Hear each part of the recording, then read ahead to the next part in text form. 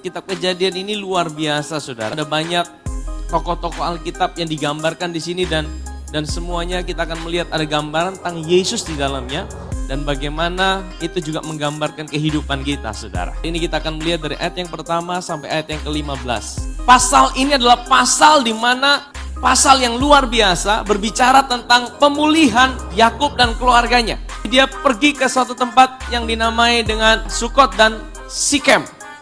Nah, Sukot dan Sikem ini adalah sebuah tempat yang jahat di mata Tuhan. Dan firman Tuhan katakan Yakub membuat rumahnya di situ. Padahal saudara, kalau saudara tahu, janji Tuhan buat Yakub adalah dia harus kembali ke Betel.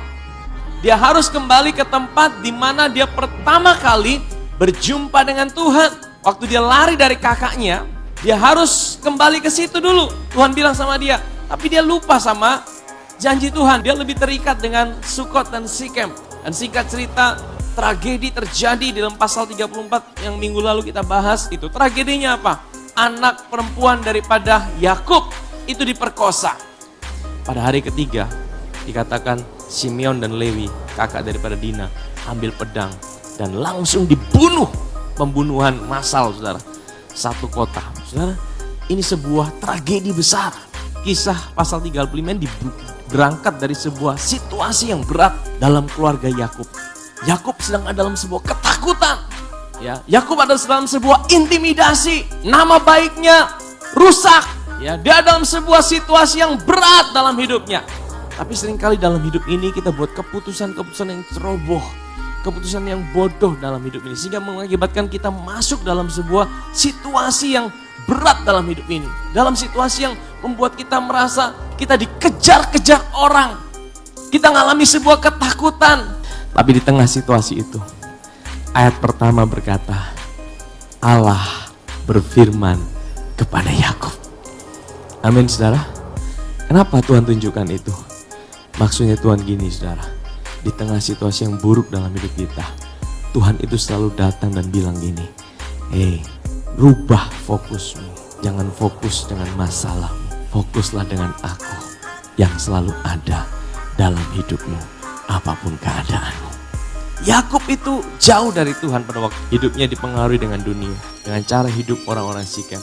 Tapi Tuhan tidak pernah berhenti untuk datang dalam hidup Yakub. Karena apa? Tuhan punya rancangan dalam hidup Yakub. Kalau saudara percaya Tuhan punya rancangan dalam hidup saudara, Tuhan tidak pernah akan berhenti untuk datang dan bicara dalam hidup saudara. Waktu Tuhan bicara sama hidup kita, firman Tuhan bilang gini, Allah berfirman pada Yakub, bangkitlah Yakub, bersiaplah, naiklah ke Betel. Betel itu tempat perjumpaan dia dengan Tuhan. Pertama kali dia berjumpa dengan Tuhan. Apa yang dia ingat waktu dia berjumpa dengan Tuhan? Buatlah di situ mezbah bagi Allah. Mezbah bagi kita hari ini, tapi ini bicara sebuah hubungan datang pada Tuhan. Tapi kita mesti meresponi. Tuhan ingatkan sama Yakub di dalam ketakutanmu, di dalam masalahmu. Saudara disuruh ingat kasihnya, ingat kebaikannya. Lalu berkatalah Yakub pada seisi rumahnya, jauhkanlah dewa-dewa asing yang ada di tengah-tengah kamu dan tahirkanlah dirimu dan tukarlah pakaianmu. Dewa asing hari ini bagi kita mungkin bukan hanya patung-patung atau jimat-jimat, ya, tapi mungkin segala sesuatu yang lain yang menarik hati kita dari Tuhan, saudara. Ayat 3, marilah kita bersiap dan pergi ke Betel. Aku akan membuat di situ mezbah bagi Allah.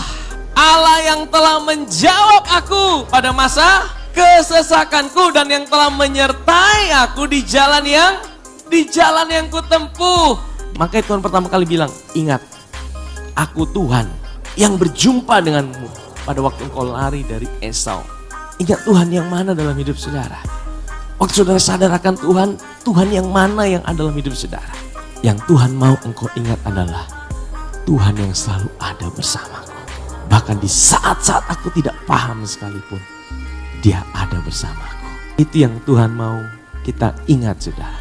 Mungkin saudara berkata, itu kan hanya untuk Yakub. Bagaimana dengan kita hari ini? Yakub kan lain. Yakub kan adalah tokoh Alkitab yang luar biasa.